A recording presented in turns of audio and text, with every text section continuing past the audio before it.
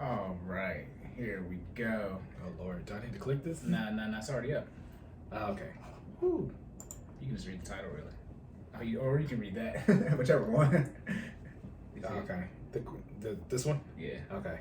The statement is infidelity at its finest. Yes. Go ahead.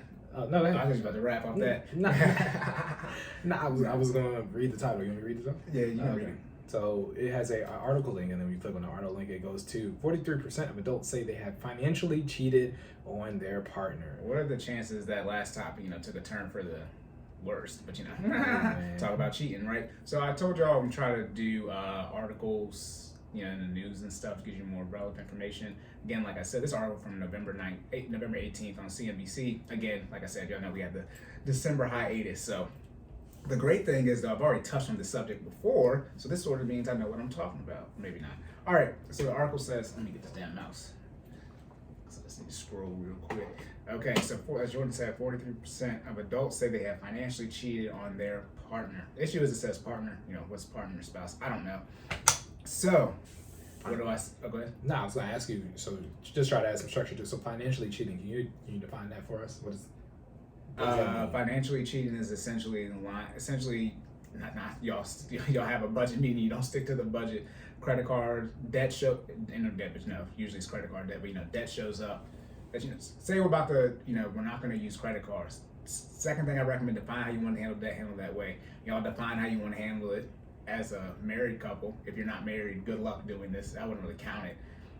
But if you're married, no credit card debt. And someone goes and opens a credit card. I mean, people get divorced, so they got tens of thousands of dollars in debt because you can get it without their name. Like I said, this isn't, you should be working with me. We don't move like that over here.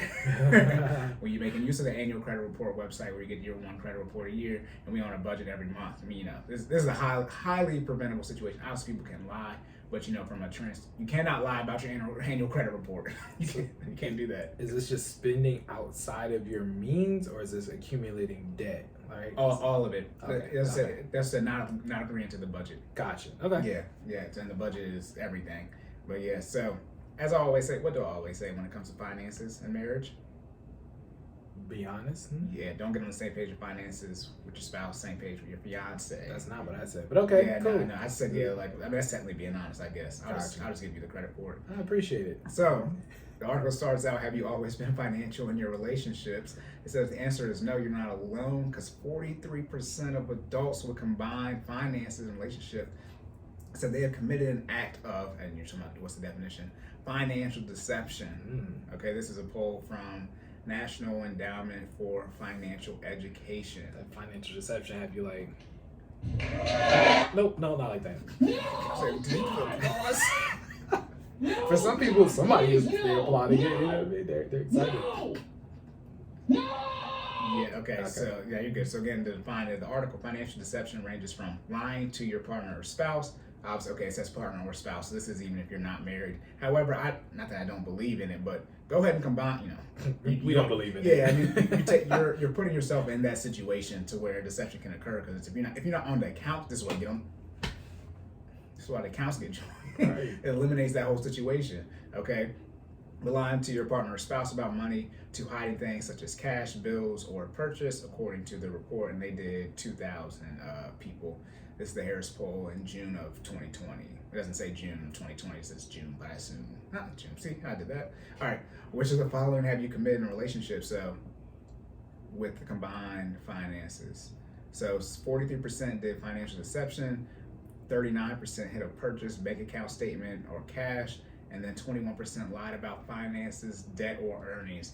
Here we go too, insecurities when it comes to finances. There's always discussion about when do you discuss debt in a relationship. This kind of goes to what your general dating parameters are, your vetting process. Some people be talking about, after you get married, be stupid. Stupid. No. Look, and this is where, some people say some things and you just got to X them off. If anyone has said wait till you get married, actually sign certificates to discuss debt, no. It should be in the, me. Why would you legally obligate yourself for someone else's debt? Nah, you don't do that. I'm just saying. But you put yourself in a situation. Yeah. We locked in. I mean, we married. I'm responsible for you, right? And then you are responsible for your debt. So in theory, yeah. And then there's me. If you have unprotected sex, I recommend that you know. Now, the issue with some of y'all be having unprotected sex with one night stands, and then like, well, do I tell them about my debt, Cory? Well, listen, I recommend you exercise discipline. And then you got to ask yourself, was the 4 minutes worth it? Oh my goodness. Oh my goodness. All right, I'm done. Okay, so yeah, I mean, when do you bring up debt? I would say you would bring up debt. I mean, it all depends on how you discuss marriage, but around the engagement ring, shopping, discussion, saving timeline, that would be the latest. You should bring up debt before you get engaged. If someone is saying they don't want to bring up debt before you get engaged, relative to how long y'all been together, obviously, you need to sit down with a financial professional. Here's a funny thing about financial or coach. I mean, let me not X myself off the list. One of the issues is that not the issues, but a lot of times, if you have a good marriage counselor, you go through some type of financial work during marriage counseling. If they're not, I'm saying financial professional, they're a marriage person, okay? And the biggest reason for divorce is financial issues, in short. So obviously they're going to make sure you guys go through that. But you should already at least be on a budget before you even get engaged. Those type of things in place. But so I'm gonna jump in for 10 seconds here, right? So we didn't. So I always give Cory the married opinion, right? So we went through marriage counseling. They didn't necessarily have the financial advising there, but they did kind of talk about the honesty side that Cory's alluding to with the infidelity, right? You need to be truthful with what's happening, in your relationship, including your finances, right?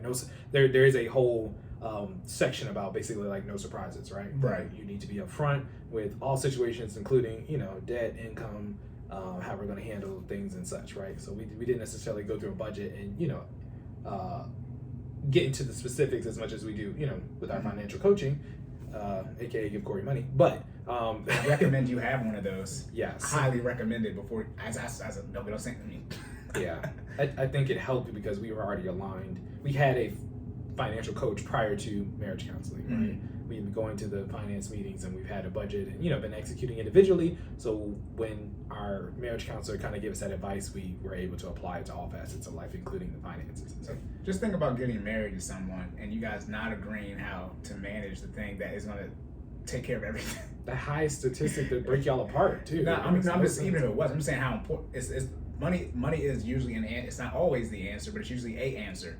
Like, I mean, it's how you feed yourself. It's how you keep a roof over your head. It's how you take care of your kids. How are you not going to agree on it? Yeah. Or excuse me, how are you going to marry someone who you don't agree on it / don't have a conversation with? Jesus Christ. Stupid. I mean, at some point in time, it's just the brokies in the front are just getting on my nerves. Okay, so why people commit financial infidelity? As Jordan was saying, 38%, right? They feel that some aspects of money should remain private. No. Here's the issue, and this is the real issue. A lot of you I keep saying this, a lot of you are struggling financially, 80%. No. There isn't enough money in your budget to have the lifestyle of what you want to do. So in short, sort of saying controlling, but men are quote unquote controlling the finances and the women want to be able to spend their money how you spend it. It's like, no, babe, you can't spend no money because we don't got none. And the issue is, man, you usually can't say that how I say it. That's why you hire me. Like I will tell your wife that she is broke and she don't know what she doing. I will tell your wife she can't get her hair and nails done. Straight like that. Yeah, straight like that. But I can do that. I'm not you. I can do that. So it does help coming from a third party. I will be honest. Haven't gone through that. I mean, my wife. Thank God we are where we are now. But I mean, when this, Cory was there when it wasn't as smooth as when there was no what am I trying to say? No joint path forward before, and we were trying to figure it out. And at the time she was my girlfriend. My girlfriend did not like hearing you doing dumb stuff with your money. She was like, "Bro, who are you? Like, whose man's is this?" I was like, "Yours." Like, I'm telling you doing dumb stuff with your bread. Yeah. She wasn't trying to hear that. Yeah, so that's the one. I mean, and that's what is private. And this also too, to be very disrespectful. The issue is y'all not on track to build a whole bunch of wealth. So I don't even know what type of money y'all trying to hide. Okay, y'all. If you don't got no money, then how you trying to hide money? That's why I talk about the discretionary income. You trying to hide the $200 you spend in a month. Who weren't? Okay, Okay. And you want to say, well, we're paying no damn $200? That's what I'm saying. Unless the $200 is a light bill. You know what I mean? Unless it's a bill that didn't get paid. Right. You spend $200, what you spend it on? You do what you want. Yeah, the issue is you spend $200 penny out of the budget, then you have a conversation. No. But yeah, it says, 38% feel that some aspect of money should remain private. Nope. Here's what I got some confused too about the joint bank accounts. Joint bank account does not mean the person doesn't have to be married to you. It just means they have access to the account. That's what y'all need. Y'all need to have access to all of the accounts, mainly because if something happens to somebody, that they still got access to the money. Last thing you want to do is have the bills account, right, and only one person's on it, the primary. Then that person's incapacitated, and you don't have the health director, all the things set up as you need to. Maybe I have experience with that. Like, yeah, then you want to come to the bank and want help. It's like it does not matter that y'all married. Anybody can get joint on the account. That's not what it means when bank accounts are joint. For people who still need clarity on that. It's irrelevant if you're married or not. Yeah, completely irrelevant. The bank don't care. Yeah, one is a bank status and one is a legal status. Yeah. They're not the same thing. Like it's completely irrelevant. You can go to court if you want to, trying to say, hey, then you need access to the account. You're not on it. What? So that's one of the reasons. Stuff should remain private. If you're joining on the accounts, to be joined on it. Also, too, if you have these monthly budget meetings, I already know how the money getting spent. And by I mean we in both cases because we did the damn budget. That's why I get confused with. If you do the budget, there's the transparency is eliminated. Now, as we said about, I think it was episode 31, I think about, discretionary income, or 32, whichever one. Anyways, about saying, how do you spend your discretionary income? It's like, you agree on what you can spend the money on. So say it's 20 things. You spend on one of them 20. I'm not asking if you spend on one of the 20. That's where the trust comes into the relationship aspect. You spend it on option 21, which wasn't discussed if it can be an option. That's where the deception, the financial deception comes into play. Mm-hmm. But here's the thing: same page with your fiance, not your spouse. So you wait till you get married, you don't have these conversations. You realize y'all not aligned, and you're trying to figure it out. It's like, so I don't recommend that. Actually, I think it's episode 20. Regardless, though. Shouldn't do that. All right, and then 34% had. Oh, you gonna say something? No, I was gonna say y'all end up arguing, trying to figure it out, and when y'all end up like, because look, finances get real, yo. It can escalate real quickly. Very quickly, especially when you realize you ain't got no money. Look, Jesus Christ. All right, 34% had discussed finances, but thought their partner would disapprove. Yes, let's make the general assumption: both of you are financially illiterate. This is why you need to work with someone. Okay, because from the man's perspective, do you at least have the income? You might have the debt, so like, you just got the income? Let me not put no income numbers on there, because I don't want to offend nobody, but you get what I'm saying. Okay, we can only do but so much with the money you got. Okay, and then the last one is 33% were afraid or embarrassed about their finances to speak about it. I guess I'm just plugging myself here. This is why you need to hire someone so that person can help y'all, bring things to the forefront. And it's very simple. That is usually the biggest issue. Income is what it is, because people have job titles and things like that. You can figure that out. But when it comes to debt, especially the student loan debt, people, that I would bring up that 6 figures, especially too, like if you actually want to get married to the person, and then say they're not strict. I guess you can call it strict, but they're very in tune to that. They're not financially literate, but you coming in with all this debt, and they're like, yeah, the debt is bad, and you like, what? What do you mean the debt is bad? I got a lot of debt. Yeah, no, it needed to go. And part of the issue is the debt would be going faster if you would just admit and you get on the plan. But no, you want to go on the vacation, and that's why we talk about. Well, you probably go on a better vacation. You had a man. Ooh. We're joking. You guys can do what you want. We just be joking. The lies! There you go. There it is. The lies. Oh my goodness. And it says we were able to use financial infidelity. To be sure, some respondents were able to use financial infidelity to make their relationship stronger. 19% said they were closer after, and 60% said the deception helped them communicate. Oh yeah, true. Yeah, I figure out that you got debt and I didn't know, so now we need to have a conversation about how to handle debt, and then we actually handle the debt. That's a bad thing. It's 2 steps forward, 4 steps. 2 steps back. Yeah. Why we gotta go through financial infidelity first to have this conversation? We could just be an adults and learn how to communicate with one another. Yeah, that makes. I understand that, but yeah, that's you don't want to. That's like, you go to the hospital and they like, you have to work out or else we have to amputate the leg, and then therefore you work out and you're in the best shape ever. Right. No, I don't recommend you taking that route in life. You almost had to die first. Like, you know what I mean? Like, that's a wait. Was that? Oh, that's 20% of the 40%. Okay, I would say 20% of y'all. No wonder people get divorced so much. Jesus Christ. All right, that's almost half, by the way. 43% is almost half. So almost half of the relationships, the marriages, or I said it was all relationships, which is so half of them almost have some type of financial issue. What are the chances? All right, and the last part of the article, check in with your partner or spouse about money. If you committed to financial infidelity, it's probably best to come clean to your spouse or partner as soon as you can, and that way you can work through the issue together. Yeah, it's not saying anything, but yeah, I mean, get on the same page with your fiance, not your spouse. It is not that complicated. I also recommend too, just discuss the finances. I mean, once you get past the simple, they're not crazy. You gotta, make sure they're not a crazy person. Right. But like, just at least let them know how much you make, because that sort of impacts the lifestyle situation where dates and things like that. So you don't be out here, fellas, like spending money that you don't got. I mean, it's very simple. Then also too, if she don't want you, accept that, and then that probably is a good thing. I mean, you try and get your finances together, assuming you are, and she leave, then well. Jordan don't know because he's married, but y'all know how these streets are out here in 2022. It's rough, and y'all would save yourself a lot of time, heartache, and money if you just brought it up out, not out the gate, but no, you bring it out the gate if you got the money. See, y'all now money dude's not gonna bring it out the gate. Okay. Now we're dealing with two sides of the same coin. Okay, but hey, date number 2 is like, look, that's what I got. Yeah, I mean, if you're thinking about moving into the quote unquote boyfriend girlfriend stage, I mean, at some point, it's just bring up the finances, at least bring up the income, because that's going to determine the type of lifestyle you're going to have during the dating process. Random interjection. When did they start adding stages? I saw a post, so now you can talk. We had this conversation off air, which you're not going to bring. But I try to tell you, I'm trying to explain. You don't care because you're married, but it is different. I mean, we talking, but then y'all dating, but apparently dating and dating exclusively are different things. And then you become, dating isn't even in a relationship. That just means you're going out with you. See, okay, I'm out of it. Cory. And this is why I made the statement up into 2, but like, either single or you married. Either the marriage certificate has been signed or it hasn't. And it's not that people aren't in committed relationships, but that's just what it evolved to. And you got out probably a year or so before that happened. Listen. But in the last 4 or 5 years, it's just been insane. But yeah, so there's like the talking stage, right? Put it like this, and I mean this wholeheartedly. Sex is being had during all the stages. That's what it said. The article I saw, it's like, yeah, we basically getting to know each other, but sex is being had here. I was like, bro, this stage 1 is 3 other stages before y'all even get in a relationship, and you already have whatever. Because the friends with benefits is just, you're talking about there was a stock at FWB. If FWB was a stock, that joker is through to the moon.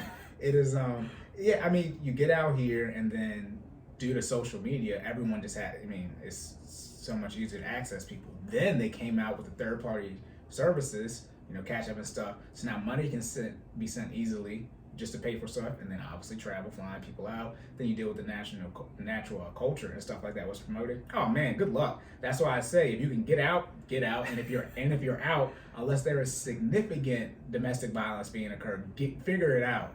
I even mean cheating. Unless you get the STD or baby issue, if the cheating private, y'all handle it in private and go along with life, because you're gonna get back out here. I think the tweet says, I don't know what y'all think is out here, but it's way better. Streets ain't it. No. It's borderline impossible. Then as you get older up in age, naturally people are more likely to have kids. So if you're someone who don't want to do the steps situation, the last thing you can do is get back out here as you get older.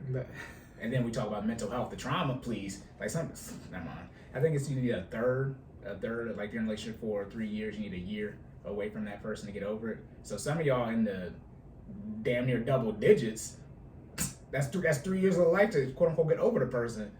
That's a whole other relationship.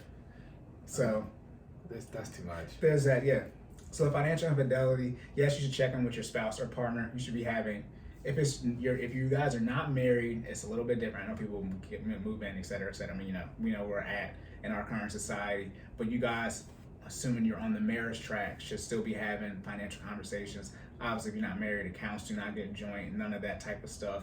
Y'all can do what y'all want when it comes to paying for quote unquote the household bills, but I would not be paying anyone's, car note, credit card bill, et cetera, like that. And so you start having those conversations. Obviously, if you're married and accounts are not joint, go get them joint. When you hear this, because it'll be a Monday, so the banks will be open because today's Sunday. And just have those conversations. And if you need help, then you reach out to someone. And fortunately, my rates are only $50. I don't know how much longer they're gonna be $50, but right now they're $50. I'm almost at the $50 client cap. So all the new people, they get the benefit first. Right. The first dollar you make. But yeah, it's not as complicated as y'all think it is. You just need to be willing to sit down and have the hard conversations. And like I said, most of you will be in a significantly different financial place in 6 months if you just listen and do what I tell you to do. / I sit down and we figure out what you can do. But it doesn't take that long. But most of you do not have a high income. That's what the numbers say. So that's fine. Just get over that. And then most of you probably have a lot of debt. That's fine. That's what the numbers say. You can get out of that situation, make a better life for you and your family. But you gotta be willing to put in that work. The reason you're at where you're at is because the work you put in didn't, net the results. Yeah, it's the compound interest. You don't have enough compound interest. A lot of you say, well, I gotta go on vacation because life is short. Well, life is short. You need to go on a better vacation, dummy. Stupid. Y'all don't even, if you're gonna die in 3 years, then why are you doing this? If you're about to die, you'd go all balls to the wall. What you going to Canada for? Go to Europe at least. Go something crazy. Like go to Iceland. Don't go to where it's icy. Freaking Niagara Falls. What are you talking about? I'm just saying, but it's like, you're going to get to the future, or else you die. And if you're going to think you're going to die, then you might as well get a whole bunch of debt anyway because you're going to die. So he's going on. But yep, that's it for that. Just small tangent again, more insight from the married perspective. You don't have to necessarily. So once you get into a battle rhythm of what Cory's talking about, you get on a budget and you start executing accordingly. You can actually have a section that is allotted for each one of you in your budget, where you don't have to necessarily micromanage those transactions, right? Like I'm not. Okay, so let's be very clear. My wife and I both have we call it an entertainment budget, or basically like a miscellaneous budget, where there's this pre-allotted amount of money. Again, we are out of debt. Let's be very clear where we are at in our budgeting skills. We're out of debt, okay? We had the emergency fund saved. Disclaimer. Yeah, so you have to be at a certain point, right? But once you hit these thresholds, you can get to a certain point where you can allot a predetermined amount for random microtransactions, right? Like I don't want to say we don't account for it, because she accounts for hers and I account for mine, but I don't micromanage her and she doesn't micromanage me, right? If she puts away $200, whatever she does with the $200 in the month is up to her. Now, as Cory said, the red flag is $2 a penny. Exactly. Mm-hmm. I even give it a 201, right? I give it a 90, the extra $1, right? But at 201 we have a conversation because that wasn't allotted, right?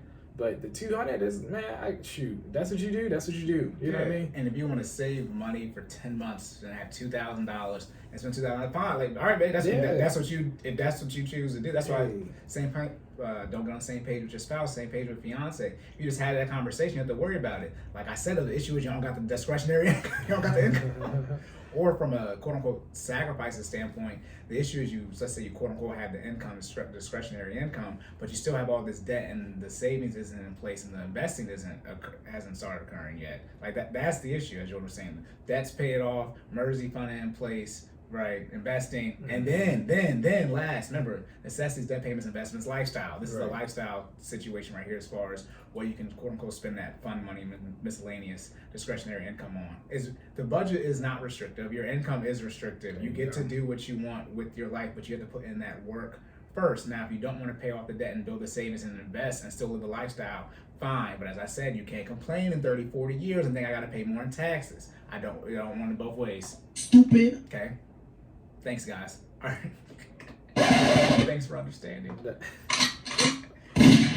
Back to the fitness wrap up. The fitness wrap up. All right, we're going to try to get through this relatively quickly because I know we've been doing it a long time. Jordan's notes for this, y'all, took up the entire section for the.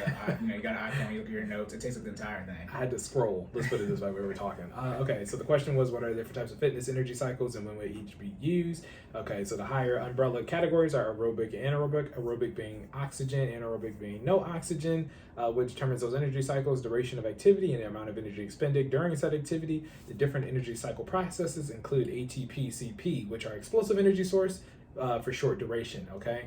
The secondary energy process is anaerobic glycolysis, which is your secondary energy source for moderate duration activity for moderate amount of energy expended during said activity, okay? This is after your reserves are gone. This is the second source process that kicks in. Last but not least is your oxidative system Okay, and that is your body basically telling you that you need to use oxygen for a long duration activity, aka your second wind. Okay, and this usually kicks in at, I believe it was 6 minutes plus. All right, and your body burns through carbs, fats, and proteins in that order. Carbs being the initial source of energy, fats being 20 plus minutes into exercise, and proteins being 2 plus hours. You should try not to burn proteins if necessary because they are used for recovery. Use that as you will. Work out safely. All right. Going back to that finance section, wrapping it up.